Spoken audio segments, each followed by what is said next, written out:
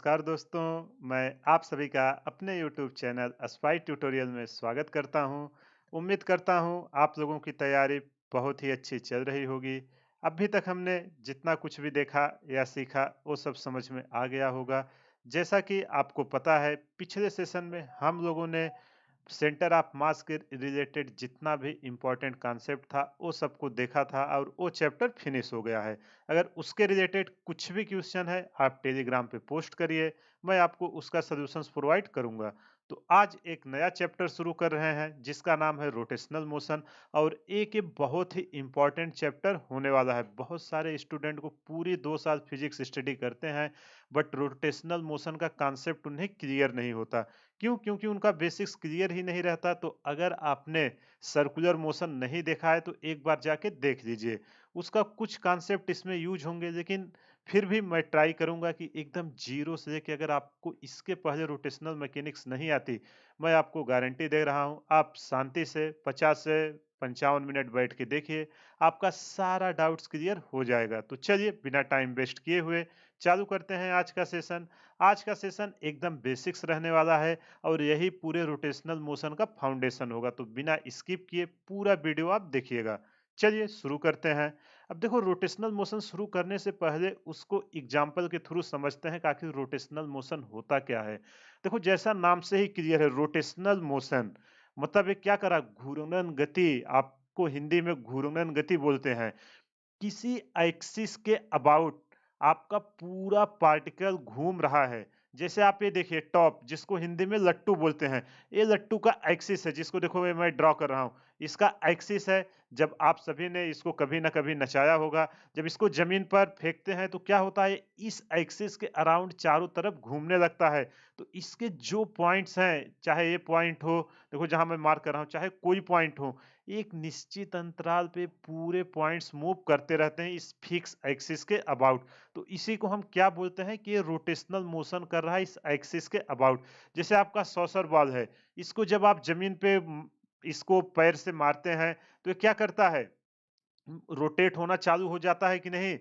या आपका एक ग्लोब आपने वो देखा होगा ना, वो भी एक एक्सिस के अराउंड रोटेट होता है। ऐसे ही आप ये एग्जांपल देखो, फैन, ये तो हर किसी के घर में होगा, सबने देखा होगा। फैन को ध्यान से देखिए, आप कमरे में होंगे, फैन लगा होगा, वो देखो एक एक्सिस के अराउंड ये जो है, इसी के अराउंड पूरा फैन आपका रोटेट हो रहा है एक ओमेगा स्पीड से। तो ये क्या हो रहा है, इस फिक्स एक्सिस के अबाउट आपका पूरा पार्टिकल, अगर इसको हम पूरा एक सिस्टम कंसीडर करें, यहाँ से देखो जो लगा हुआ है, तीनों ब्लेड सब घूम रहे हैं इस कॉमन एक्सिस के अलोंग। तो ये हुआ आपका रोटेशनल मोशन का। आई होप आपको क्लियरिटी आने लगी होगी कि रोटेशनल मोशन होता क्या है। देखो, जब तक आपको समझ में नहीं आएगा कि रोटेशनल मोशन होता क्यों है, हम उसकी स्टडी क्यों कर रहे हैं, उसका क्या जरूरत है, तब तक आपका इंटरेस्ट डेवलप नहीं होगा। इसलिए अच्छे से देखिए। इसको देखने के बाद आपके दैनिक जीवन में कुछ भी रोटेशनल के रिलेटेड प्रॉब्लम आएगा, आप उसको सॉल्व कर दोगे। जैसे कोई पूछे कि फैन किस स्पीड से घूम रहा है, आप आराम से निकाल लोगे। वहां आपको बोले कि मानो ए एक अल्फा एंगुलर एक्सेलरेशन से इसकी स्पीड घट रही है, कितने टाइम बाद फैन रेस्ट में आ जाएगा, वो सब सारे प्रॉब्लम का हम सॉल्यूशंस इस चैप्टर में करने वाले हैं। इसी तरह ये देखिए, फेरिस व्हील। फेरिस व्हील में देखिए, इस पॉइंट के अबाउट सारे छोटे-छोटे जो बकेट या झूले जैसे लगे हैं, देखो इस व्हील के अराउंड सारे पॉइंट मूव कर रहे हैं। तो ये क्या है, आपका एक्सिस है, इसी एक्सिस के अराउंड। तो यहाँ से एक कॉमन पॉइंट निकल के आ रही है कि जो रोटेशनल मोशन होता है, वो एक फिक्स एक्सिस के अबाउट उस पार्टिकल मूव करता है। ये देखो, आइस स्केटर आप सभी ने देखा होगा ना, वो हाथ ऐसे फैला के बर्फ पे जो ऐसे घूमते हैं। तो आपका बॉडी क्या होती है, ये अगर पैर ऐसे का परपेंडिकुलर एक्सिस ड्रॉ करो, तो इसके अबाउट पूरा आपका बॉडी घूम जाता है। तो किस कैटेगरी में आएगा, रोटेशनल मोशन। और ये देखो, ये तो आप सभी ने किया ही होगा, हाथ पे रख के इसको जब ऐसे नचाते हो, तो ये आपका उंगली क्या हो जाती है, ये आपका एक एक्सिस हो जाती है और ये पूरा इसके चारों तरफ घूमना चालू कर देता है। तो आई होप आपको क्लियरिटी आ गई होगी कि रोटेशनल मोशन होता क्या है। चलिए आगे देखते हैं। अगर नहीं समझ में आया है, वीडियो को पॉज करिए, एक बार फिर से देखिए, सारा डाउट क्लियर हो जाएगा। अब देखो यार, रोटेशनल मोशन जो भी हम देखेंगे, सारा पार्टिकल रिजिड मान के करेंगे। रिजिड क्या होता है उसको समझते हैं। पहले डेफिनेशन रीड करेंगे, फिर मैं एग्जांपल के थ्रू आपको एक्सप्लेन करूंगा। तो चलो समझते हैं कि रिजिड होता क्या है। रिजिड बॉडी जैसा डेफिनेशन से ही क्लियर है। क्या कह रहा है? When an external force acts on a body and the distance between the two points on the body does not change then the body is known as a rigid body. देखो ये कह रहा है कि अगर हम किसी बॉडी पर फोर्स लगाएं, चाहे कितना भी हैवी फोर्स लगाए, उस बॉडी के 2 पॉइंट के बीच जो डिस्टेंस है वो चेंज नहीं होगा, तो उसको हम किस कैटेगरी में रखेंगे? को रिजिड बॉडी है। कितना भी लार्ज अमाउंट का फोर्स लगा दो, उसके शेप में कोई भी चेंजेस नहीं आएगा। दूसरा point, it can be said that a rigid body does not change shape under the influence of forces is known as rigid body। तो ये कह रहा है कि आप किसी भी बॉडी पे कितना भी फोर्स लगाओ, अगर उसका शेप चेंज नहीं होता है तो आपका रिजिड बॉडी की कैटेगरी में आएगी। जैसे आप देखो एक्स वाई जेड यहाँ एक्सिस दिखाया हुआ है, एक बॉडी है, इस पे आप कितना भी हैवी फोर्स लगाओ, देखो ये बॉडी है, 2 पॉइंट के बीच डिस्टेंस है, ए से बी के बीच देखो डिस्टेंस कांस्टेंट है। अब इस पे मैं एक बहुत हैवी फोर्स लगा रहा हूँ, बहुत, समझो ये कि छोटा सा बॉल है जिस पे एक हाथी फोर्स लगा रही है। लेकिन एक पार्टिकल क्या होगा? ये पार्टिकल कितना भी मूव करे, कुछ भी हो, लेकिन ए नॉट और बी नॉट के बीच की डिस्टेंस अगर आर है तो यहाँ भी आर ही होगी, इसमें कुछ भी चेंजेस नहीं आएगा। भले आपका बॉडी किधर भी घूमे, कुछ भी हो, लेकिन इसका जो शेप है या 2 पॉइंट के बीच डिस्टेंस है वो चेंज नहीं होगा। समझ में आया कि नहीं रिजिड बॉडी? चलो एक और एग्जांपल से दिखाता हूँ। मान लेते हैं एक कोई बॉडी है जो इनफाइनाइट नंबर ऑफ पार्टिकल से मिलकर बना हुआ है। अब इसके बीच 2 पॉइंट है, ठीक, ए और बी। ए और बी के बीच डिस्टेंस क्या है? आर। अब इस पे एक बहुत हैवी फोर्स लगा रहे हैं, एफ लार्ज यहाँ लिख दे रहा हूं। जब इस पे मैं बहुत हैवी फोर्स लगाऊंगा, फिर भी इन दोनों ये क्या होगा? मोशन में आ जाएगा। लेकिन ये जो दोनों पॉइंट के बीच का डिस्टेंस है, जैसे आप किसी अपने हाथ में बॉल रख के दबाते हैं तो क्या होता है? दबने लगता है, लेकिन उसका शेप चेंज होने लगता है। तो क्या वो रिजिड है? बिल्कुल रिजिड नहीं है। वही अगर आप अपने हाथ से कोई रॉड है, जो एक हैवी रॉड है, उसको कितना भी मोड़ो वो जल्दी नहीं मुड़ती। देखो जो हल्की क्वालिटी की हो तो मुड़ ही जाएगी, रॉड है। तो उसको हम बोलते हैं जिसमें कोई ना चेंज हो, रिजिड की कैटेगरी में आएगा। तो इसपे हम कितना भी हैवी फोर्स लगाए, यहाँ देखो इनके बीच का जो ए और बी के बीच का डिस्टेंस है, ये अभी भी आर है। समझ में आया कि नहीं? रिजिड बॉडी क्या होती है? रिजिड बॉडी वो होती है जिसपे आप कितना भी फोर्स लगा दो, उनका शेप और साइज चेंज नहीं होगा। आई होप आपको क्लियर हो गया होगा। और रोटेशनल मोशन में हम कुछ भी बॉडी का स्टडी करेंगे, उसको रिजिड बॉडी ही मान के करेंगे। चलिए अब समझते हैं कि रोटेशनल मोशन होता क्या है, जो हमने यहाँ तक नहीं देखा था। अब ये सब एक कॉमन बॉडी मान के उसकी स्टडी करना चालू करते हैं। चलो समझते हैं रोटेशनल मोशन। सबसे पहले डेफिनेशन रीड करते हैं, फिर क्या है डायग्राम, ये सब मैं आपको एक्सप्लेन करूंगा। देखो वीडियो ज्यादा लेंदी ना हो, इसलिए मैं पहले से ही सब कुछ टाइप करके रखा हुआ हूं। तो चलो स्टडी करते हैं रोटेशनल मोशन। तो ये कह क्या रहा है? Rotational motion can be defined as the motion of an object around a circular path in a fixed orbit. देखो ये कह रहा है रोटेशनल मोशन वो है जिसमें आपका कोई पार्टिकल एक सर्कुलर पाथ में घूमता है। देखो जरूरी नहीं है सर्कुलर, आपको मैं सर्कुलर में सिखाया था, इधर भी हो सकता है, जैसे एक जिग जैग रोड होती थी। तो वो एक फिक्स ऑर्बिट, देखो यहाँ पे एक फिक्स ऑर्बिट है, तो ये किस कैटेगरी में आएगा? रोटेशनल मोशन की कैटेगरी में आएगा। अब देखो ये एक अजम्पशंस है जिसको मैं हाईलाइट करके लिखा हूं। In rotational motion only rigid body are considered.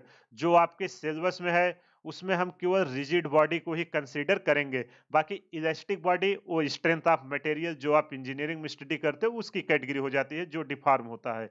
देखो वैसे तो रिजिड बॉडी कुछ होती नहीं, ये एक हाइपो इमेजिनरी बॉडी है।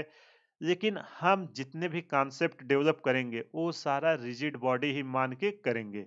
चलिए अब इस डायग्राम को समझते हैं। आप ध्यान से देखो, कोई एक ऑब्जेक्ट है, ठीक, ये जो पूरा एक बड़ा सा सर्कल है। अब इसके 2 पॉइंट के बीच की दूरी, यहां से एक हमने फिक्स ओरिजिन माना क्यू ओ है, ठीक। तो ये क्या कर रहा है? इसको यहां से मैंने घुमाया, एक पॉइंट माना P, एक पॉइंट माना Q। अब देखो जब इसको मैंने चेंज किया, यहाँ P डेक्स और Q डेक्स पे आ गया, थीटा डिस्प्लेसमेंट होके, ये मेरा रेफरेंस पॉइंट है।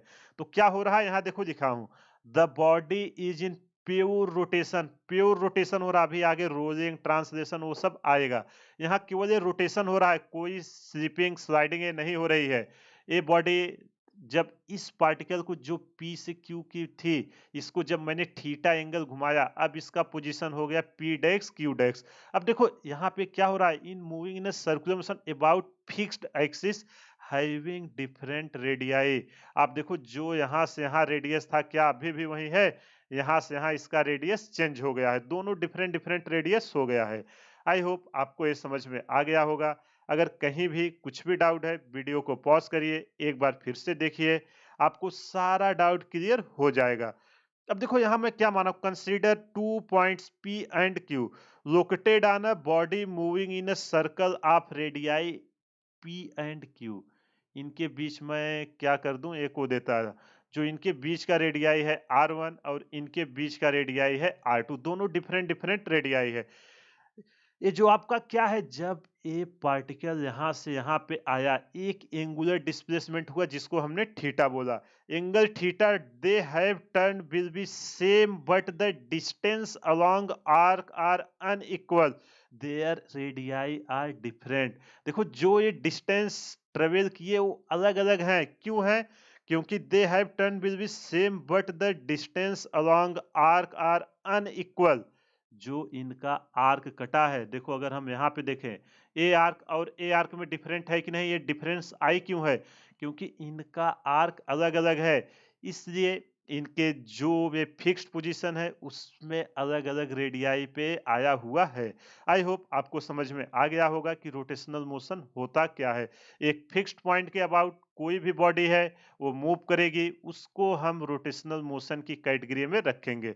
यहाँ पे आप देख लो, पी क्यू एक पॉइंट लिया जो इनिशियल से अभी थीटा एंगल मूव किया, अब एक डिफरेंट रेडियाई R2 पे आ गया जिसका पोजीशन P डेक्स Q डेक्स हो गया है।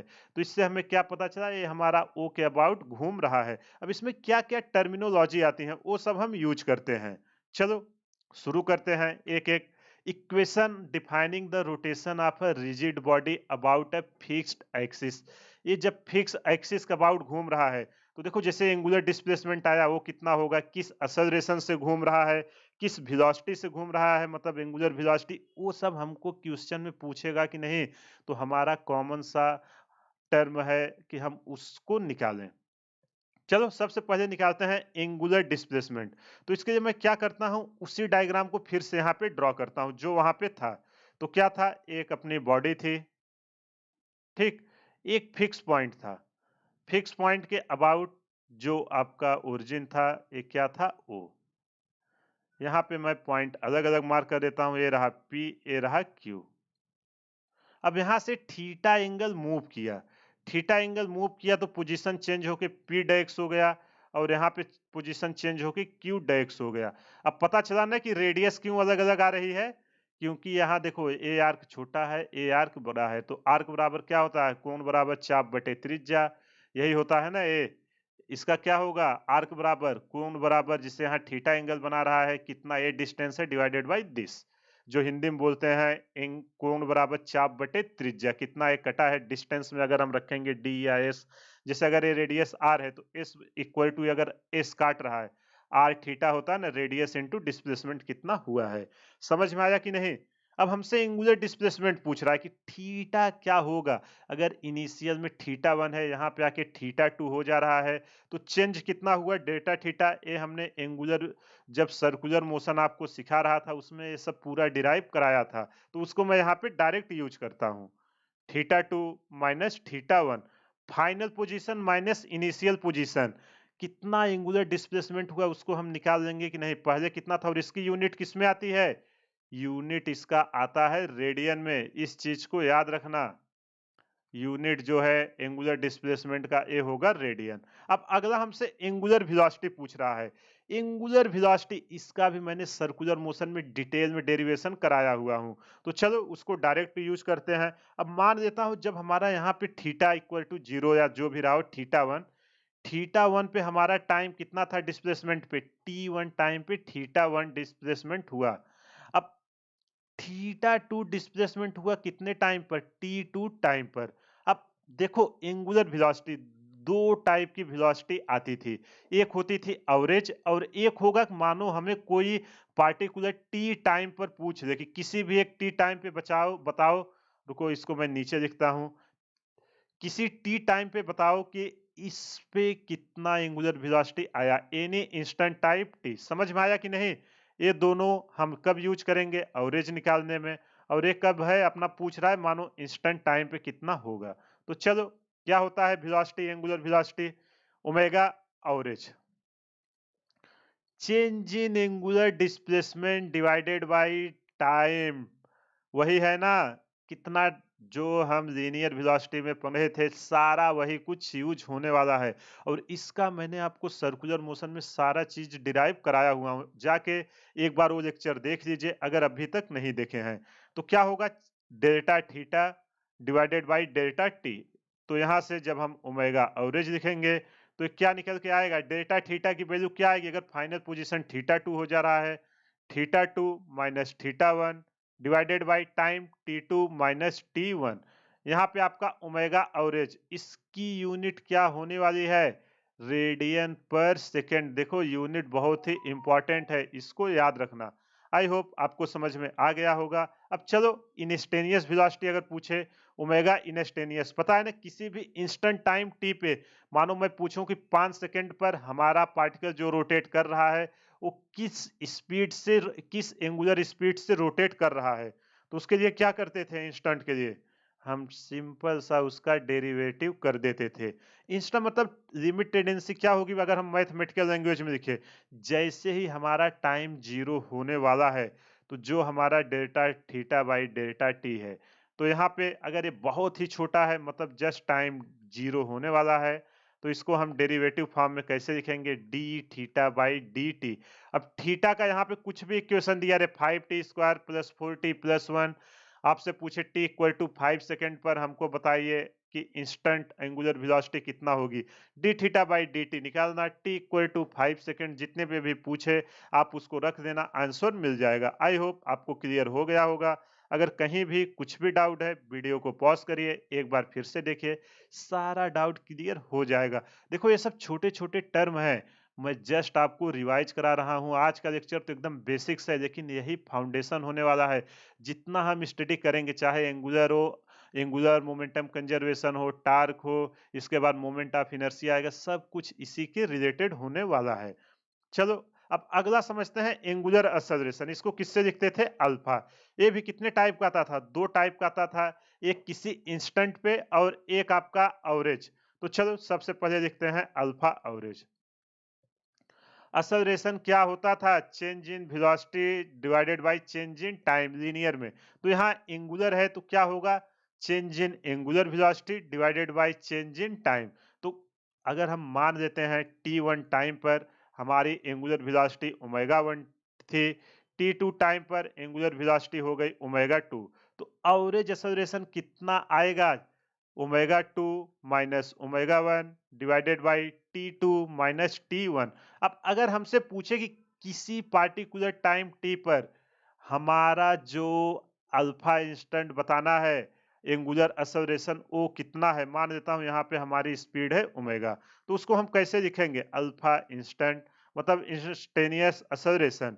तो चलो मैथमेटिकल टूल में limit delta T tends to zero, यहाँ पे आपका change in angular velocity divided by change in time. तो जब इसको और सिंप्लीफाई करेंगे क्या निकल के आएगा? D omega by D T. तो यहाँ से मैं क्या लिख सकता हूँ? अल्फा इंस्टेंट किसी भी टाइम पे पूछे, अगर आपका एंगुलर वेलोसिटी टाइम का फंक्शन हो, उसका डिफरेंशिएट कर देना टाइम के रिस्पेक्ट में, आपको इंस्टेनियस एक्सेलरेशन मिल जाएगा किस पार्टिकुलर सेकंड पर पूछ रहा है। आई होप आपको समझ में आ गया होगा। और इसी को हम क्या लिख सकते हैं? अभी आगे डिराइव करेंगे। अल्फा इंस्टेंट इक्वल टू, इसी को हम क्या लिखते थे? D omega by D T. अगर मैं इसको D omega by D theta, यहाँ डी थीटा का डिवाइड करके और डी थीटा का मल्टीप्लाई करूं तो क्या कुछ चेंज होगा? कुछ नहीं होगा। अल्फा इंस्टेंट यहाँ क्या आ जाएगा? ये देखो D theta by D T क्या होता था? ओमेगा होता था। यही होता था ना, omega, D omega by D theta. तो यहाँ देखो आपका एंगुलर वेलोसिटी और आपका एंगुलर डिस्प्लेसमेंट के बीच कभी भी रिलेशन पूछे इंटीग्रेशन करने का, इस फार्मूले को हम यूज करके निकाल देंगे। देखो इसमें बहुत सारे क्वेश्चन करने वाले हैं, आप जस्ट बेसिक सीखते जाइए। और मैंने सर्कुलर मोशन में ये सब सारी चीजें आपको डिराइव कराया हूँ। और इसका यूनिट क्या होगा? रेडियन पर सेकेंड स्क्वायर। समझ में आया कि नहीं? अगर कहीं भी कुछ भी डाउट है, वीडियो को पॉज करिए, एक बार फिर से देखिए, सारा डाउट क्लियर हो जाएगा। अब चलो समझते हैं। जब हमारा पार्टिकल देखो ए एंगुलर रोटेशन कर रहा है, तो एक तरह से सर्कुलर पाथ फॉलो कर रहा है। वहां पे आपका क्या आती थी? टेंजेंशियल वेलोसिटी और टेंजेंशियल एक्सेलरेशन, रेडियल एक्सेलरेशन। एक बार उसका भी रिवाइज कर देते हैं। ये सब चीजों का देखो मैं फिर से रिवाइज करा रहा हूँ, ताकि आपको कहीं भी कुछ भी प्रॉब्लम ना हो, क्वेश्चन में कुछ भी पूछे। तो चलो उस डायग्राम को मैं फिर से बना देता हूँ। कुछ इस तरीके से हमारा पार्टिकल था। यहाँ पे मान लेते हैं फिक्स पॉइंट है O। यहाँ पे एक हमारा था पॉइंट P, और एक पॉइंट क्या था, यहाँ पे ले लेता हूँ Q। एक कुछ टाइम बाद मान लेता हूँ थीटा एंगल इनके बीच डिस्प्लेस्ड हो गया। अब जो पोजीशन आई है, यहाँ आके P डेक्स हो गया और यहाँ आके Q डेक्स हो गया। समझ में आया कि नहीं? इनिशियल पोजीशन PQ था, थीटा एंगल चेंज हुआ। अभी जो इनका देखो आर्क यहाँ पे बना देता हूँ। समझ में आया? रेडियाई R1 और R2 है। ये क्या कर रहा है? रोटेशनल मोशन कर रहा है। अब हमको देखना है कि यहाँ पे नेट एक्सेलरेशन कितना। अगर देखो इसको हम पूरा एक्सपेंड करेंगे तो क्या एक ये सर्कल बनाएगा कि नहीं? देखो जस्ट मैं आपके इंफॉर्मेशन के लिए यहाँ पे दिखा देना। अगर मैं इसको ऐसे ऐसे एक्सपेंड करूं तो ये क्या बना रहा है? एक सर्कल बना रहा है कि नहीं? एक सर्कुलर मोशन कर रहा है। तो यहाँ पे जो भी सर्कुलर मोशन का हम कॉन्सेप्ट लगाए थे उसको यूज कर देंगे कि नहीं? आराम से कर देंगे। अब मैं मान लेता हूं कि जो ये आर्क कटा है ये है एस। तो हम आर्क इक्वल टू क्या लिखते थे? अगर इसका रेडियस आर है नीचे वाले का, यहां से यहां मैं क्यू को पूरा मान देता हूं, इसका रेडियस है आर। तो एस इक्वल टू क्या होगा? एस इक्वल टू होगा आर थीटा। यही होगा ना कि कितना ये डिस्प्लेसमेंट हुआ है बड़े वाले आर का। यहां से यहां इसकी दूरी आर है और एंगल हुआ थीटा। समझ में आया कि नहीं? यहां लिख देता हूं। एस क्या है? एस है हमारा आर्क लेंथ। कहां से ट्रेवल्ड हुआ है? Arc length travelled by the particle. ये हमारा कोई पार्टिकल था। Arc length travelled by the particle. अब चलो, अब हमको चाहिए लीनियर वेलोसिटी। अब देखो अगर सर्कल में घूम रहा है तो एक आपका टेंजेंशियल वेलोसिटी आएगा कि नहीं? तो उसी को हम निकालते हैं। अब देखो अगर हमको एक तरह से डिस्टेंस है, रेडियस है, ये सब मिल गया तो मैं क्या करूंगा? अगर मैं सिंपल सा इसका डिफरेंशिएशन कर दूं, डिफरेंशिएट विथ रिस्पेक्ट टू किसके रिस्पेक्ट में? टाइम के रिस्पेक्ट में सारी चीजें चेंज हो रही है। यहाँ t इक्वल टू T1 मान लेते हैं। ये सब अगर t इक्वल टू 10 सेकेंड पे यहाँ था, t इक्वल टू 15 पे आया, मतलब टाइम के रिस्पेक्ट में ही चीजें चेंज हो रही है ना। तो चलो ds by D T equal to, अब देखो रेडियस क्या है? रेडियस तो कांस्टेंट है, उसका डिफरेंशिएशन होगा नहीं, होगा R D theta by D T. ds by D T एक क्या होगा आपका? Linear velocity. यही होता था ना लीनियर वेलोसिटी। तो उसी को यहाँ पे क्या आ गया? Tangential velocity V T equal to R, और D theta by D T क्या होगा? R omega. देखो एंगुलर को लीनियर में कन्वर्ट करने के सर्कुलर में आपको मैं सिखाया था, फिर से यहाँ पे रिवाइज करा रहा हूँ उसी को, क्योंकि यहाँ पे वो सब सिमिलर कॉन्सेप्ट यूज होने वाले हैं। इसलिए फिर से एक बार देख लीजिए, सारा डाउट आपका क्लियर हो जाएगा। तो जो वी टी है वो क्या है? आपका टेंजेंशियल स्पीड है। अब फिर से मैं जो वी टी आया है इसको मैं फिर से डिफरेंशिएट कर रहा हूँ। डिफरेंशिएट विथ रिस्पेक्ट टू, फिर से टाइम के रिस्पेक्ट में डिफरेंशिएट कर रहा हूँ। अब हमको एक्सेलरेशन चाहिए कि किस एक्सेलरेशन से मूव कर रहा है। तो चलिए कलर चेंज कर देता हूँ। D V T by D T equal to, यहाँ पे क्या है? रेडियस फिर से कांस्टेंट हो गया, D omega by D T. अब D omega by D T, अभी ऊपर मैंने आपको सिखाया क्या था? एंगुलर एक्सेलरेशन, जिसको किससे लिखते थे? अल्फा से। तो यहाँ से डी वी टी बाई क्या आएगा आपका? Tangential acceleration. अगर ये पार्टिकल घूम रहा है, इसके टेंजेंट्स में जो एक्सेलरेशन आएगा कितना निकल के आएगा? R alpha. ठीक। अब देखो जब ये पार्टिकल यहाँ घूम रहा है तो एक सेंट्रीपिटल एक्सेलरेशन आएगा कि नहीं। एक एलोंग होता है, एक परपेंडिकुलर होता है। जो परपेंडिकुलर होता था अगर वेलोसिटी कांस्टेंट होती थी उसमें जीरो हो जाता था। जो सेंट्रीपिटल एक्सेलरेशन आता था क्या आता था, v स्क्वायर बाई आर। तो चलो उसको भी लिख देते हैं। यहाँ पे लिखता हूं as the point p as the point p is moving.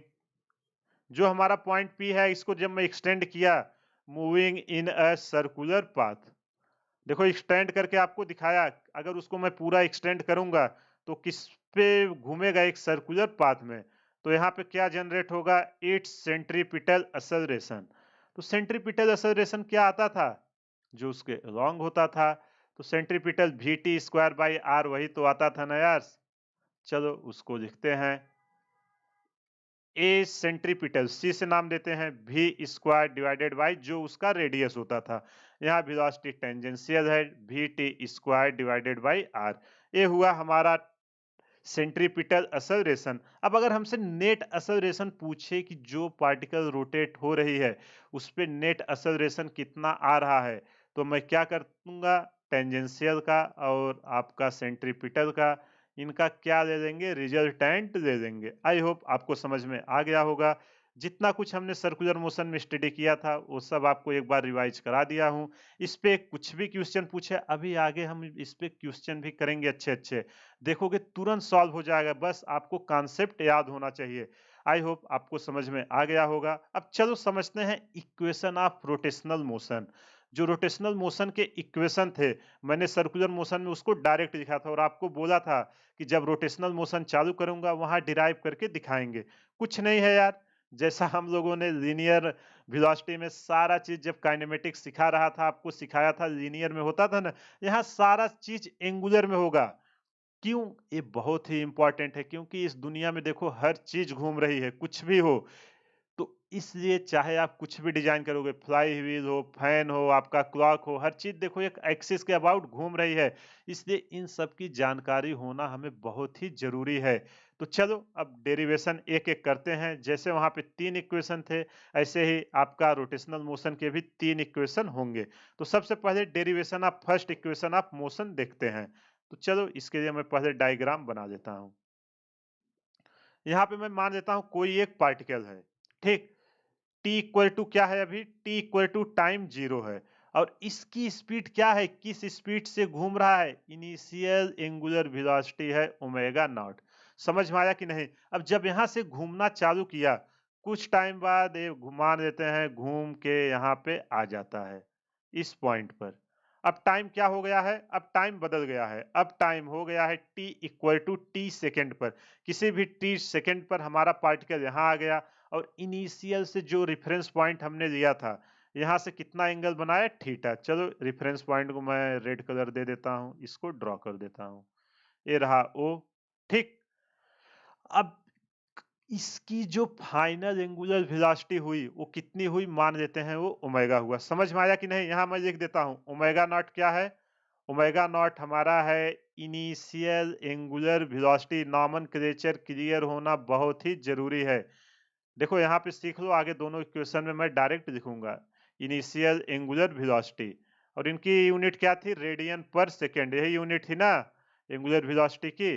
और ओमेगा नॉट क्या है, फाइनल एंगुलर वेलोसिटी। जैसे वहां हम नहीं करते थे फाइनल वेलोसिटी लीनियर में और इनिशियल वेलोसिटी, सेम है यार, केवल यहाँ एंगुलर लग जाता। लोग पता नहीं क्यों इसमें इतना कंफ्यूज होते हैं कि ये बहुत डिफिकल्ट होता। आप देखो ना, बेसिक आप सीखो, देखो एक भी कंफ्यूजन नहीं आएगा। आपको मैं जितना सिखाऊंगा आप करना, एग्जाम में ऐसा एक भी क्वेश्चन नहीं होगा जिसमें आप फंसोगे। और जब ये घूम रहा है तो कुछ ना कुछ तो एक्सेलरेशन आएगा। अगर वेलोसिटी ओमेगा नॉट से ओमेगा चेंज हुई है तो मतलब कुछ ना कुछ एक्सेलरेशन रहा होगा। एक्सेलरेशन को अल्फा दे देते हैं। अल्फा, अल्फा हमारा क्या है, एंगुलर एक्सेलरेशन। पहले ये सब देख लो फिर डेरिवेशन चालू करते हैं। एंगुलर एक्सेलरेशन, देखो आज का एकदम बेसिक लेक्चर है लेकिन ये फाउंडेशन है, इसलिए अच्छे से सीखिए क्योंकि इन्हीं सबको आगे हम यूज करने वाले हैं। स्टार्टिंग के जो अगला भी लेक्चर रहेगा, 2 से 3 लेक्चर हर चैप्टर के एकदम फाउंडेशन होते हैं। आप उन सबको अगर अच्छे से सीख लेना, इसके बाद पूरा चैप्टर उन्हीं के एप्लीकेशन पे घूमता है। अब देखो जो यहाँ थीटा हुआ, ये थीटा क्या है? थीटा को भी यहाँ लिख देता हूँ ग्रीन कलर से, तो ग्रीन से ही थीटा है हमारा एंगुलर डिस्प्लेसमेंट। सारी चीजें समझ में आ गई कि नहीं? कोई एक पार्टिकल यहाँ था, जिसका मास तो यूज नहीं होगा, चलो मास एम मान देते हैं। कुछ टाइम बाद ये मूव होके आ गया आपका फाइनल पोजीशन यहाँ पे। इसको नाम किस कलर दे? ब्लैक दे देते हैं। बी पोजीशन पे आ गया, ए पोजीशन से चालू हुआ था। ए पोजीशन पे टाइम 0 था, स्पीड ओमेगा नॉट थी। बी पोजीशन पे आया, टाइम टी हो गया, एंगुलर स्पीड इसकी ओमेगा हो गई है। और इस दौरान ये कितना डिस्प्लेसमेंट हुआ? एंगुलर डिस्प्लेसमेंट कितना हुआ है? थीटा। इसकी यूनिट क्या होती है? इसकी यूनिट अपनी होती थी रेडियन। यूनिट का इसमें ध्यान रखना, यूनिट गलत किए तो सारी चीजें गलत हो जाएगी। अब चलो इसका डेरिवेशन करना चालू करते हैं। अब मान देता हूं consider a body rotating about a fixed axis, यहां लिख दूं? चलो लिख ही देता हूं। Consider a body rotating about a fix axis, से जो हमारा फिक्स एक्सिस है, रोटेटिंग अबाउट फिक्स एक्सिस। और वहां पे देखो हम जो एक्सेलरेशन होता था कांस्टेंट लेते थे, तो यहाँ पे हम एंगुलर एक्सेलरेशन को क्या मान लेंगे? Constant angular acceleration alpha. Axis with, यहाँ वीडियो से छुप रहा होगा, चलो मैं इधर लिख देता हूँ, with constant angular acceleration alpha. देखो ये सब मैं आपको एकदम आराम से एक्सप्लेन कर रहा हूं, ताकि कोई भी चीज ऐसा ना हो जो छूटे। अगर बेसिक्स ही आपका नहीं क्लियर हुआ तो पूरा लेक्चर आपको प्रॉब्लम होने वाली है। अब एंगुलर एक्सेलरेशन इक्वल टू, हमने ऊपर ही फार्मूला देखा क्या होता था? D omega by D T. चलो इसको मैं मल्टीप्लाई आप कराओ क्रॉस, तो यहाँ से D omega equal to alpha D T लिख सकता हूं कि नहीं? अब अगर कोई हमसे पूछे कि इनिशियल वेलोसिटी ओमेगा नॉट या टी इक्वल टू 0 पे थी, तो फाइनल एंगुलर वेलोसिटी क्या होगी, उसको हम कैसे निकालेंगे? तो चलो यहाँ पे लिख देता हूँ कि सीन क्या हो रहा है। एट टी इक्वल टू 0, जब हमारा टाइम 0 था, तो स्पीड क्या थी? Angular speed omega equal to omega naught. और जब time T equal to T हो गया, तो अब स्पीड क्या हो गई है? ओमेगा। समझ में आया कि नहीं? तो चलो अब अगर हमें पूरा चाहिए तो क्या करना होगा? इसका इंटीग्रेशन करना होगा। तो चलो इंटीग्रेशन करते हैं अल्फा डी टी। देखो यार, अगर आपने इंटीग्रेशन नहीं देखा है, मैंने मैथमेटिकल टूल का एक पूरा सीरीज बनाया हुआ है, वो तो आप जाके देख ही लीजिए, क्योंकि आप पूरे फिजिक्स में उससे ज्यादा मैथ बिल्कुल नहीं यूज होगा। और जो लोग बायो के हैं उनके लिए तो कंपलसरी है, क्योंकि मैथ वाले जो हैं उनके सिलेबस में तो मैथमेटिक्स से पूरा आता है, वो एक बार फिर से पढ़ेंगे। बट क्लास 10th वाले, वो केवल क्लास 10 तक मैथ स्टडी किए होते हैं, उसमें कैलकुलस बिल्कुल भी नहीं होता। तो इसलिए जितना आपके फिजिक्स में यूज होता है, उसको मैंने फिजिक्स शुरू करने से पहले ही वो सारे लेक्चर कवर कर दिए थे। तो अगर आपने नहीं देखा है, जाके देख लो। देखो यार, हर फार्मूले में डिफरेंशिएशन और इंटीग्रेशन यूज हो ही रहा है, इसलिए जाके देख लो। ज्योमेट्री, अलजेब्रा जो सब मैं वहां बताया था, वो सबको भी स्टडी कर देना, क्योंकि इसमें आगे हम मोमेंट ऑफ इनर्शिया वो सब चालू करेंगे। सारी चीजें इसमें यूज होने वाली हैं। चलो अब इसका जब लोगे तो क्या आएगा? डी ओमेगा का, ओमेगा 0 से टाइम कहाँ जा रहा है? 1 मिनट, ये कहाँ स्पीड? मैंने लिमिट गलत लगा दिया है, 1 मिनट, लिमिट को सही कर देते हैं। टाइम हमारा कहाँ से कहाँ जा रहा है? टाइम हमारा 0 से लेके टी तक जा रहा है, और स्पीड हमारी कहाँ से कहाँ तक जा रही है? ओमेगा नॉट से लेके ओमेगा तक। तो जब डी ओमेगा का इंटीग्रेशन करेंगे, एक क्या निकल के आएगा? ओमेगा, और लिमिट ओमेगा नॉट से ओमेगा, इधर क्या निकल के आएगा? Alpha constant. डी टी का क्या हो जाएगा? टी, लिमिट 0 से टी, फाइनल। अब इसको क्या लिखेंगे? लिमिट कैसे पुट करेंगे? Upper limit minus lower limit, omega minus omega naught equal to alpha T. तो यहाँ से जब ओमेगा हम निकालेंगे, final angular velocity omega equal to omega naught plus alpha T. इधर माइनस था, इधर आएगा, क्या हो जाएगा? प्लस। तो अगर हमसे टाइम टी दिया रहे, कांस्टेंट एंगुलर एक्सेलरेशन अल्फा दिया रहे, इनिशियल एंगुलर वेलोसिटी दिया रहे, और अगर रेस्ट से चालू होगा तो ओमेगा नॉट क्या हो जाएगा? 0 हो जाएगा। उस चीज को याद रखना। तो हम फाइनल एंगुलर वेलोसिटी निकाल लेंगे कि नहीं? आराम से निकाल लेंगे। इस फार्मूले को यूज करना, आपको निकल के आ जाएगी। आई होप आपको ये समझ में आ गया होगा। चलो अब दूसरा इक्वेशन डिराइव करते हैं। डेरिवेशन ऑफ सेकंड इक्वेशन क्या देगा हमें? डिस्प्लेसमेंट देगा। उसके लिए वहां देता था ना, उसी को हम यहाँ करेंगे। चलो मान देते हैं लेट, क्या है यहाँ पे, let omega with angular velocity. देखो यार कुछ नहीं है, केवल इंटीग्रेशन और डिफरेंशिएशन के ही है। Angular velocity of rigid body, angular velocity of rigid body at any time T, rigid body at any instant T. किसी भी टाइम पे हमसे पूछ रहा है, चाहे जो टाइम पे पूछे हम उसको कैसे निकालेंगे। चलो उसकी अभी देखो, ओमेगा इक्वल टू क्या होता है, velocity D theta by D T, change in angular displacement divided by change in time, यही होता था। तो चलो अब इसको मल्टीप्लाई करते हैं, तो यहाँ से मैं D theta equal to omega D T लिख सकता हूँ कि नहीं। अब यहाँ से देखो ओमेगा की वैल्यू मैंने क्या निकाला, अगर इसको मैं इक्वेशन 1 मानूं तो ओमेगा की value omega naught plus alpha T रखता हूँ कि नहीं। यहाँ लिख देता हूँ ओमेगा इक्वल टू क्या निकल के आया है, omega naught plus alpha T. तो चलो इसको मैं पुट करता हूँ, D theta equal to omega की वैल्यू अब क्या हो गई, omega naught plus alpha T into D T. अब हमें क्या करना है, इंटीग्रेशन करना है। अब लिमिट देखते हैं कि कहां से कहां जा रही है। तो देखो at T equal to zero, जब हमारा टाइम जीरो था तो उसकी स्पीड कितना एंगुलर डिस्प्लेसमेंट किया था, जो थीटा था, थीटा जो हमने माना है यहाँ पे कितना डिस्प्लेसमेंट किया है, थीटा हमारा 0 डिग्री मूव किया है। तो जो थीटा निकल के आया है वो आया है 0 डिग्री।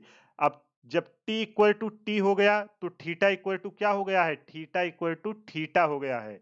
समझ में आया कि नहीं। तो चलो इसकी लिमिट पुट करते हैं। लिमिट कहां से जा रही है, जीरो से लेके थीटा तक, और इधर टाइम कहां से कहां तक जा रहा है, जीरो से लेके टी तक। चलो अब सिंपल सा क्या है, कुछ नहीं, केवल अपने को इंटीग्रेशन करना। डी थीटा का क्या आ जाएगा, डी थीटा का थीटा होता है, लिमिट जीरो से थीटा। और इधर देखो इंटीग्रेशन अगर प्लस का सिंबल है, मैं बाई पार्ट कर सकता हूं कि नहीं, ओमेगा नॉट डी टी का अलग और अल्फा टी डी टी का अलग होगा। तो दोनों को मैं एक साथ लिखता हूं। देखो यार इतना इंटीग्रेशन हम लोग मैकेनिक्स खत्म होने को आ गई है, अब तक तो आपको समझ में आ गया होगा। तो चलो डायरेक्ट उसकी वैल्यू पुट करता हूं, ओमेगा नॉट डी टी, तो ये क्या हो जाएगा, omega naught T plus alpha तो कांस्टेंट है, टी टी की पावर एक इंक्रीज होगा, मतलब T square divided by power by two.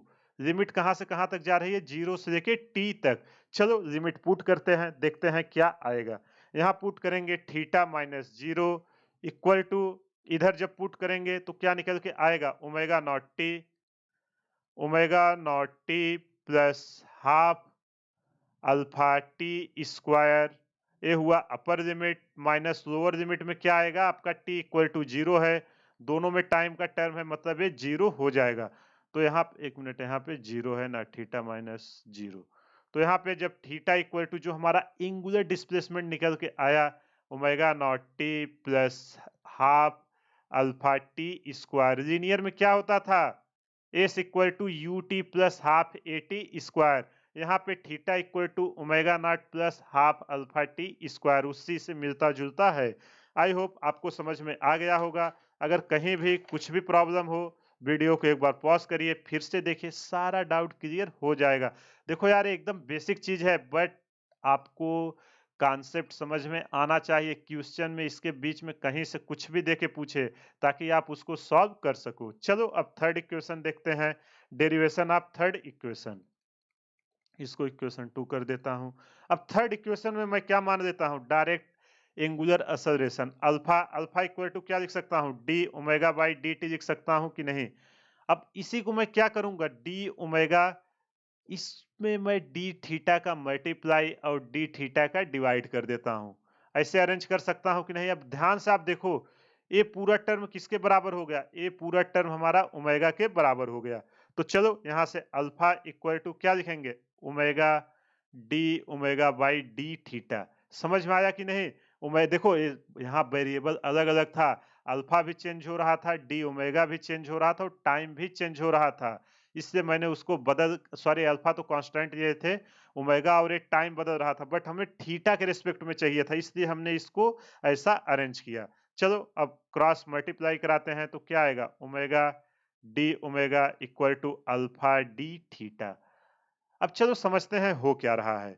जब हमारा टाइम 0 था, एट टी इक्वल टू 0, तो क्या-क्या चीजें हो रही थी? जो एंगुलर डिस्प्लेसमेंट था वो कितना आया था? 0 डिग्री। और स्पीड कितनी आई थी? स्पीड हमने माना था ओमेगा नॉट। अब एट जब हमारा time T equal to T हो गया, तो angular displacement theta equal to theta हो गया और ओमेगा इक्वल टू कितना हो गया? ओमेगा। आप इससे भी जा सकते हो, इससे भी, बट हमको ये तीसरा रिलेशन फाइंड आउट करना है, इसलिए मैं ये सब निकाल रहा हूँ। आई होप आपको समझ में आ गया होगा। चलो अब इसका मैं क्या करता हूँ, इंटीग्रेशन करते हैं और लिमिट पुट करते हैं। यहाँ क्या वेरिएबल है? ओमेगा। ओमेगा कहाँ से कहाँ तक जा रहा है? ओमेगा नॉट से लेके ओमेगा तक जा रहा है, मतलब ये इनिशियल है, फाइनल है। और एंगुलर डिस्प्लेसमेंट कहाँ से कहाँ जा रहा है? 0 डिग्री से थीटा डिग्री तक जा रहा है। ठीक, देखो यहाँ मैं 0 डायरेक्ट रेडियन में रख रहे हैं, थीटा वैल्यू रेडियन में, इसलिए डिग्री हटा दे रहे हैं।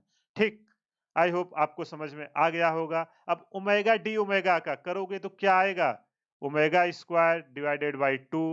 लिमिट अपनी कहाँ से कहाँ तक जा रही है? ओमेगा नॉट से लेके ओमेगा तक।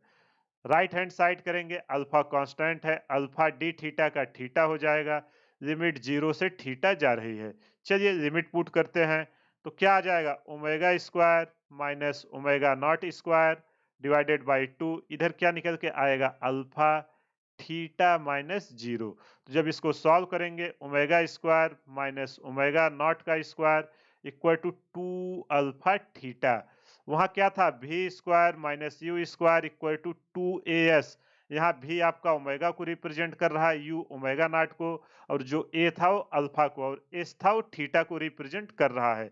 आई होप आपको समझ में आ गया होगा। ये तीनों इक्वेशन है जो रोटेशनल मोशन में यूज होंगे। आई होप आपको ये सब समझ में आ गया होगा। ये सब सारे डेरिवेशन आप एक बार खुद से ट्राई करना, कुछ नहीं है, जनरल सा इंटीग्रेशन है। रटने की कोशिश मत करिएगा, आप 2-3 बार यूज करोगे, आपके ऑटोमेटिक ध्यान में आने लगेगा। चलिए अब इस पे कुछ क्वेश्चंस करते हैं, जितना अभी तक हमने सीखा रोटेशनल मोशन में, ताकि आपको समझ में आ सके कि जो कुछ मैंने आपको सिखाया वो एग्जाम में आता है कि नहीं। तो चलो ये रहा पहला क्वेश्चन आज का। देखो ये कह क्या रहा है? The angular speed of a motor wheel is increased from, यहाँ दो इंक्रीज, एक एन हटा देते हैं, increased from 1200 RPM to 3120 RPM in 60 second. What is the angular acceleration assuming the acceleration is uniform? How many revolution does the wheel make during this time? देखो ये क्या करा, एक व्हील है, ठीक। आप बाइसिकल देखे होंगे या मोटरसाइकिल, उसका चक्का क्या होता है? मान लेते हैं शुरू में जब वो चालू हुआ या किसी भी एक टाइम पर जब वो घूम रहा था 1200 आरपीएम से, उसकी स्पीड अगले 16 सेकंड में 3120 आरपीएम हो जाती है। मतलब आपने स्कीलेटर जब बाइक का देते हो तो चक्के और स्पीड से घूमने लगते हैं कि नहीं? वही बोल रहा है कि स्कीलेटर देने के बाद आपके जो चक्के घूम रहे हैं वो 3120 आरपीएम की स्पीड से मूव कर रहा है। समझ में आया कि नहीं? आई होप आपको क्लियर हो गया होगा। अब चलो क्या-क्या दिया है उसको रखते हैं। जो हमारा इनिशियल था, यहाँ पे चलो दोनों बना देते हैं। ये रहा इनिशियल, ये रहा फाइनल। पहले ये कितने से घूम रहा था? यहाँ पे कलर चेंज कर देता हूँ। पहले ये 1200 आरपीएम से घूम रहा था। अभी भाई साहब ने क्या किया कि वो मानो ये बाइक थी या साइकिल थी, पाइडल तेज मारना चालू किया और बाइक थी तो स्पीड बढ़ा दिए। जब t इक्वल टू 16 सेकेंड बाद अब किस स्पीड से घूम रहा है? जो n है वो हो गया है हमारा 3120 आरपीएम से, ठीक। यहाँ पे इनिशियल वेलोसिटी ये बनेगी तो एन नॉट लिखता हूँ। ये सब हमको दिया हुआ है, समझ गए कि नहीं? यहाँ देखो क्वेश्चन को विजुलाइज करिए, अगर विजुलाइज करना आपने सीख लिया, कुछ भी क्वेश्चन में पूछेगा आप इजीली उसको निकालोगे और गलत होने के चांसेस आपके जीरो हो जाएंगे। इसलिए पहले क्वेश्चन को समझना बहुत ही जरूरी है को हमसे पूछ क्या रहा है। चलो अब जो जो डेटा दिया हुआ है सॉल्व करते हैं। यहाँ से हमको क्या दिया हुआ है? पहले एन नॉट इनिशियल स्पीड दिया हुआ है 1200 आरपीएम, और हमें क्या चाहिए? सारी चीजें रिवोल्यूशन पर मिनट में है, हमें रिवोल्यूशन पर सेकंड में चाहिए। तो हम क्या करेंगे? 60 से डिवाइड कर देंगे, एक मिनट में 60 सेकंड होते हैं ना, तो एक सेकंड में कितना घूमेगा यहाँ से हम निकाल लेंगे। 20 60 दूना 120 20 आरपीएस। अब देखो हमें एंगुलर वो चाहिए, नंबर ऑफ रिवॉल्यूशन कितना टर्न मार रहा है, मतलब 1 मिनट में 1200 बार घूम रहा था, 16 सेकंड बाद अब 1 मिनट में 3120 बार ये चक्का घूम रहा है। तो हमें किस एंगुलर स्पीड से घूम रहा है वो निकालना हो तो कैसे हम निकालेंगे? मैंने आपको फार्मूला सिखाया था, ओमेगा नॉट इक्वल टू क्या होता है, 2 पाई एन।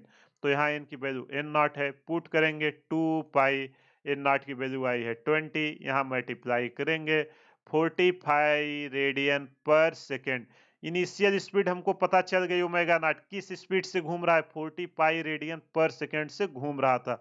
अब फाइनल चेक करते हैं 16 सेकंड बाद इसकी स्पीड कितनी हुई, तो यहाँ पे कलर चेंज कर देते हैं। एन इक्वल टू अभी हो गया है 3120 आरपीएम। पहले इसको सेकंड में कन्वर्ट करते हैं, तो क्या आएगा 3120, 1 मिनट में 60 सेकंड, डिवाइड कर देंगे तो क्या निकल के आएगा, जब इसका हम भाग देंगे ये निकल के आएगा 52 रिवोल्यूशन पर सेकंड। अब हमें चाहिए final velocity omega equal to 2 pi N. तो चलो यहाँ वैल्यू पुट करते हैं 2 पाई इंटू 52। यहाँ पे जब हम इसको रखेंगे 104 पाई रेडियन पर सेकेंड। अब देखो यहाँ ध्यान से, हमें इनिशियल एंगुलर स्पीड मिल गई, फाइनल एंगुलर स्पीड मिल गई, टाइम दिया हुआ है, तो क्या हम एंगुलर एक्सेलरेशन नहीं निकाल सकते? एकदम आराम से निकाल सकते हैं। कौन सा इक्वेशन लगेगा? फर्स्ट इक्वेशन क्या था, omega equal to omega naught plus alpha T. यहाँ से हमको अल्फा पूछ रहा है, तो अल्फा इक्वल टू क्या हो जाएगा, ओमेगा ए प्लस है तो इधर आएगा माइनस ओमेगा नॉट, और टी का यहाँ मल्टीप्लाई हुआ इधर आएगा तो क्या हो जाएगा, डिवाइड। चलो वैल्यू पुट करते हैं, ओमेगा ओमेगा की वैल्यू फाइनल एंगुलर वेलोसिटी क्या आई है 104 पाई। इनिशियल कितनी आई है, इनिशियल आया था अपना 40 पाई, डिवाइडेड बाय कितना टाइम लगा है 16 सेकेंड। ठीक, जब इसको हम सॉल्व करेंगे तो ये क्या निकल के आएगा, 4 पाई रेडियन पर सेकेंड स्क्वायर। ये एक्सेलरेशन है। ये आ गया अपना पहला आंसर जो हमसे पूछा था। समझ में आया कि नहीं? कितना इजीली हमने इसको निकाला। देखो 104 में से 40 घटाओगे कितना निकल के आएगा, आराम से कितना इसको हमने इजीली कर दिया है। आई होप आपको समझ में आ गया होगा। अगर कहीं भी कुछ भी डाउट हो वीडियो को पॉज करिए, एक बार फिर से देखिए, सारा डाउट आपका क्लियर हो जाएगा। चलो सेकंड पार्ट देखते हैं। सेकंड पार्ट में हमसे क्या पूछ रहा, how many revolution does wheel make during this time. अब आपसे पूछ रहा है कि इस टाइम के दौरान 16 सेकंड के दौरान हमारा जो चक्का था कितना टर्न घूमा है। देखो यार, एक टर्न हम किसको बोलते हैं, यहाँ पे मैं आपको एक्सप्लेन करता हूँ। ये यहाँ से चलना शुरू हुआ ए, ठीक, ये घूमना चालू हुआ। जब ये हमारा फिर से घूम के चक्का यहाँ तक आ जाए वापस से इसी पॉइंट पे, इसको पूरा एक चक्कर बोलेंगे। जब इनिशियल पोजीशन फिर यहाँ से चला आए, समझ में आया कि नहीं? तो इसको पूरा एक चक्कर बोलते हैं। आपसे पूछ रहा है कि 16 सेकंड के दौरान इसने कितना चक्कर मारा, तो उसके लिए हमें क्या चाहिए, कितना एंगुलर डिस्प्लेसमेंट किया है यहाँ से लेके यहाँ तक। समझ में आया कि नहीं? उसके लिए हमें क्या चाहिए, पहले एंगुलर डिस्प्लेसमेंट चाहिए, फिर वहां से हम उसको इजीली निकाल लेंगे। तो एंगुलर डिस्प्लेसमेंट का क्या फार्मूला था, theta, theta equal to omega naught T, यही था ना, plus half alpha T square. देखो अल्फा हमने ऊपर निकाल लिया है, सब कुछ हमको पता है। तो चलो वैल्यू पुट करते हैं, थीटा ओमेगा नॉट की वैल्यू कितनी आई है 104 पाई, टाइम की वैल्यू कितना है 16 सेकंड के दौरान पूछ रहा है, प्लस हाफ अल्फा की वैल्यू अभी निकाले 4 पाई, टाइम कितना है 16 का स्क्वायर। जब इसको हम सॉल्व करेंगे पहला टर्म आएगा, मल्टीप्लाई कराएंगे तो 16 चौका 64, ये क्या आएगा 16 चौका 64, यही होगा ना, और 16 इक्का 16, यही होगा ना ओमेगा नॉट टी। एक मिनट, यहाँ पे मैंने गलती कर दिया है, ओमेगा नॉट की वैल्यू रखना है तो मैं ओमेगा फाइनल रख दिया हूँ। तो ओमेगा नॉट की वैल्यू अपनी कितनी थी 40 पाई थी, 40 पाई। जब इसको हम सॉल्व करेंगे, देखो क्वेश्चन केयरफुली करिएगा, जरा सा वो हुआ पूरा मेहनत आपका वो हो जाएगा, आप नहीं सॉल्व कर पाओगे। 16 चौका 64, 640 पाई आ जाएगा, प्लस जब इसको सॉल्व करेंगे तो इसकी पूरी वैल्यू कितनी निकल के आएगी 512 पाई। जब इस सबको हम ऐड करेंगे थीटा इक्वल टू जो हमारा निकल के आएगा 1152 रेडियन। इसकी यूनिट क्या होती है? रेडियन। अब हमें पता चल गया कि 16 सेकंड के दौरान 1152 रेडियन मूव किया है। अब 1152 रेडियन मूव करने में इसने कितना टर्न मारा उसको हम कैसे निकालेंगे? एक टर्म मारने के लिए क्या होता था? Omega equal 2 pi N. तो जो टोटल आया है उससे हम क्या करेंगे? डिवाइड कर देंगे। थीटा इक्वल टू अगर हमारा 2 पाई एन, एक पूरा चक्कर लगाने में जितनी स्पीड है उसमें 2 पाई का मल्टीप्लाई कर देते थे, तो n equal to theta by 2 pi. Theta हमारा एंगुलर डिस्प्लेसमेंट है, कितना है? 1152 पाई डिवाइडेड बाई 2 पाई। यहाँ से पाई कैंसिल, 1152 को जब हम डिवाइड करेंगे 2 पचे 10, 2 सते 14 और 2 छंग बराबर। तो जो हमारा नंबर ऑफ रिवोल्यूशन आया है, कितना टर्म मारा है? n equal to 576। यहाँ पे जो n है वो हमारा क्या है? यहाँ लिख देता हूँ। n जो है इसमें हमने यूज किया है हमारा नंबर ऑफ रिवोल्यूशन। वो स्पीड मत पकड़ लेना, रिवोल्यूशन। इसने कितना बार घूमा है? 16 सेकंड में इसने 576 बार घूमा है। आई होप आपको समझ में आ गया होगा। एग्जाम में ऐसे ही छोटे-छोटे क्वेश्चन पूछेगा, बस आप बेसिक सा फार्मूला लगाना, क्वेश्चन में क्या पूछ रहा है वो वैल्यू पुट करना, उसको आसानी से निकाल लेंगे। चलिए एक क्वेश्चन और करते हैं। पहले आप रीड करके अब खुद से ट्राई कीजिए, उसके बाद मैं सॉल्व करता हूँ। आई होप आपने ट्राई कर लिया होगा। देखो क्वेश्चन सॉल्व करने की हैबिट अभी से डालिए, नहीं डालोगे तो एग्जाम में आपसे सॉल्व नहीं होगा। सारा फार्मूला पता है, आखिर क्या वजह है कि आप नहीं सॉल्व कर पा रहे हो? मतलब आपको समझ में नहीं आया है, तो इसलिए वीडियो को पॉज़ करिए, एक बार जाइए कॉन्सेप्ट को फिर से सीखिए, तब देखिए दोबारा आपसे आराम से सॉल्व हो जाएगा। चलिए मैं सॉल्व कर रहा हूँ और आप मिलाइए कि मिस्टेक्स आप पे कहाँ पे हुई है। तो देखो इसमें कह क्या रहा है? A flywheel rotating at 420 RPM slows down at a constant rate of 2 radian per second square. What time is required to stop the flywheel? Flywheel पता है ना आप लोगों को क्या होता है? फ्लाई व्हील, फ्लाई व्हील यार आप लोगों ने जनरेटर देखा है? अगर कोई आपका जनरेटर है वो जब मूव करता है उस पे बड़े-बड़े जो व्हील लगे रहते हैं वो घूमते हैं, या आप मैकेनिकल इंजीनियरिंग करोगे वहाँ डिटेल में पढ़ाया जाता है कि जब आप इंजन बंद कर देते हो, एनर्जी फ्लाई व्हील में स्टोर होती है। कुछ समय तक पूरा इंजन या जनरेटर नहीं घूमते रहता, वो एनर्जी फ्लाई व्हील में ही रहती है। मान लो आपने जनरेटर बंद किया, वो घूमना चालू किया, कुछ समय बाद जाके रुक नहीं जाता।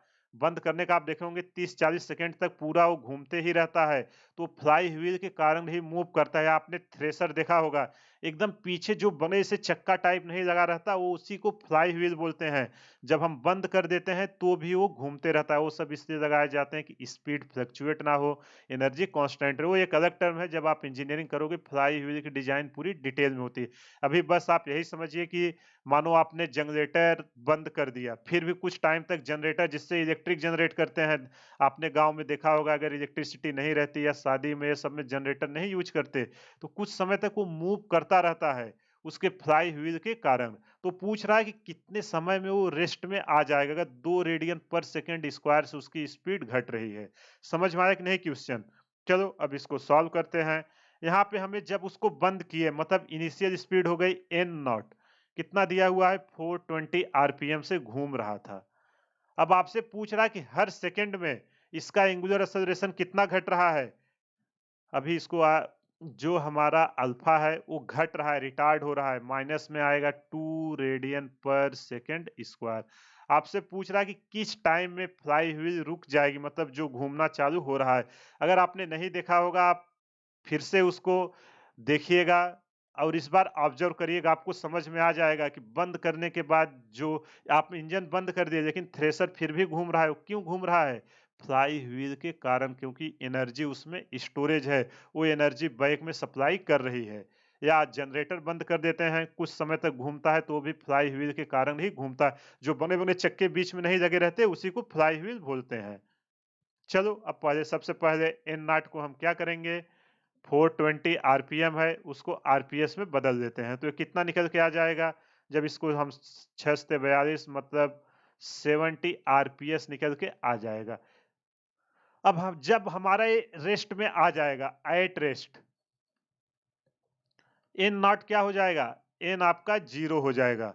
अब हमको ओमेगा नॉट चाहिए, तो ओमेगा नॉट इक्वल टू क्या होता है? 2 पाई एन नॉट, यही होता है ना ओमेगा नॉट। तो चलो 2 पाई की वैल्यू 22/7 रखते हैं, इनटू ये क्या आया है? 1 मिनट, ये 60 है ना, शून्य से शून्य डिवाइड करेंगे तो ये शून्य भी खत्म हो जाएगा, केवल 7 आरपीएस आएगा। 2 pi N not, N not की वैल्यू कितनी आई है? 7। यहाँ 7 से 7 खत्म हो गया। ओमेगा नॉट जो इनिशियल एंगुलर वेलोसिटी थी 44 रेडियन पर सेकेंड की स्पीड से घूम रहा था। अब जब ये रेस्ट में आ गया, at rest, final angular velocity क्या हो गई? अब तो रुक गया है, 0 हो गई। अब हमसे टाइम पूछ रहा है, तो हम फिर से वही फार्मूला क्या था? Omega equal to omega naught plus alpha T. Value put करते हैं, 0 equal to omega naught. Omega naught हमारा कितना आया है? 44 प्लस अल्फा रिटार्ड हो रहा है -2 इंटू टी। जब इसको सॉल्व करेंगे, -44 इक्वल टू -2t, यहाँ से हम इसको माइनस से माइनस कट जाएगा। टी इक्वल टू क्या निकल के आएगा? 22 सेकेंड। तो अगर ये कंडीशन हमारा दिया हो कि जब हमने रोका इंजन को, अगर हमारा थ्रेसर जो भी था वो 420 आरपीएम से चल रहा था और हर सेकेंड में 2 रेडियन की स्पीड डिक्रीज हो रही है, तो आपका जो थ्रेसर था वो 22 सेकेंड में कंप्लीट रुक जाएगा।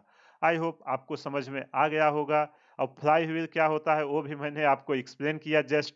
कभी भी अब आप देखिएगा थ्रेसर या जनरेटर, तो उसको वो करिएगा, इमेजिन करिएगा, सेम वही होता है। जब तक आप फील नहीं करोगे फिजिक्स में चीजों को, तब तक समझ में नहीं आएगा। ये सब जितना मैं सिखा रहा हूँ, सब कुछ आपके अगल बगल हो रही है। आप ध्यान से ऑब्जर्व करिए, हर चीज में आप फिजिक्स अप्लाई कर सकते हो। आई होप आपको समझ में आ गया होगा। तो फीडबैक देके जरूर बताना वीडियो आपको कैसा लग रहा है। रोटेशनल मोशन में जितना भी बेसिक था वो हमने कवर कर लिया है। अगले लेक्चर में मोमेंट ऑफ इनर्शिया चालू करेंगे, जिसमें इसका यूज होगा। फीडबैक जरूर दीजिए, वीडियो आपको कैसा लग रहा है। और अगर आप हमारे चैनल से फिजिक्स स्टडी कर रहे हैं, ट्रस्ट करके पूरा लेक्चर देखिए, मैं आपको गारंटी दे रहा हूँ फिजिक्स में आपके पूरे में से पूरे नंबर आएंगे। आपने देखा होगा अभी जेईई मेन का जो एग्जाम हुआ था 2024 में, जनवरी और फेब में, उसमें से सारे क्वेश्चन हमारे नोट से ही आए थे। आपको यकीन ना हो, मैंने प्लेलिस्ट बनाया हुआ है, जाके वहां पे देख लीजिए। और मैं फिर बोल रहा हूँ, जो एग्जाम होगा अभी अप्रैल और मई में, नीट और जेई का, उसमें भी सारे क्वेश्चन हमारे नोट से ही आएंगे। इसलिए आप सारे कॉन्सेप्ट को सीखिए। क्वेश्चन प्रैक्टिस के लिए मैं एक अलग से सीरीज चालू किया हूँ, वहां पे क्वेश्चन प्रैक्टिस कीजिए, सारा डाउट आपको क्लियर हो जाएगा। चलिए, इसी के साथ आज का सेशन समाप्त करते हैं। अगर चैनल पर पहली बार आए हैं, वीडियो को सब्सक्राइब कर दें, ताकि मैं जैसे ही कोई वीडियो डालूं, सबसे पहले नोटिफिकेशन आप तक जाए। हमारे चैनल को ज़्यादा से ज़्यादा शेयर करें, सब्सक्राइब करें व लाइक करें। Thank you.